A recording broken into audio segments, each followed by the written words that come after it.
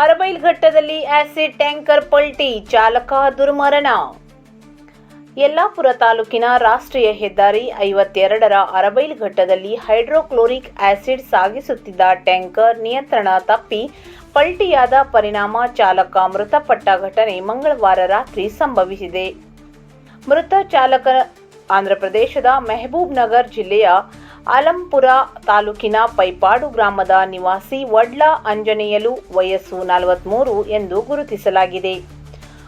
ಮೃತ ಚಾಲಕ ಮೇ 4ರಂದು ಆಂಧ್ರಪ್ರದೇಶದ ಕರ್ನೂಲಿನಲ್ಲಿರುವ ಟಿಜಿವಿ ಶ್ರಾಕ್ ಕಂಪನಿಯಿಂದ ಟ್ಯಾಂಕರ್ನಲ್ಲಿ ಹೈಡ್ರೋಕ್ಲೋರಿಕ್ ಆಸಿಡ್ ತುಂಬಿಕೊಂಡು ಯಲ್ಲಾಪುರ ಮಾರ್ಗವಾಗಿ ಅಂಕೋಲಾ ಕಡೆಗೆ ತೆರಳುತ್ತಿದ್ದನು ಎನ್ನಲಾಗಿದೆ.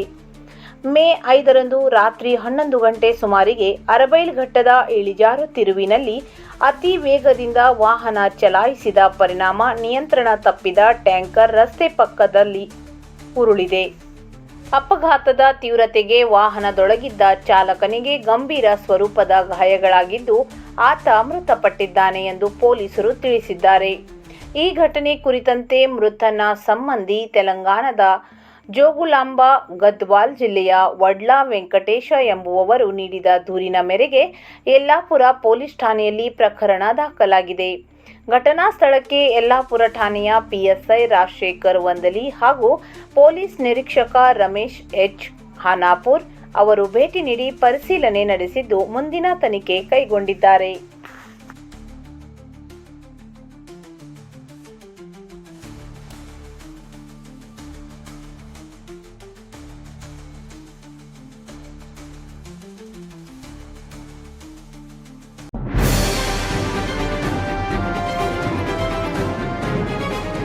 ಇದು ಖಾಲಿ ಡಿಜಿಟಲ್ ವಾಹಿನಿ, ಸತ್ಯ ಮತ್ತು ಸ್ಪಷ್ಟ ಸುದ್ದಿ.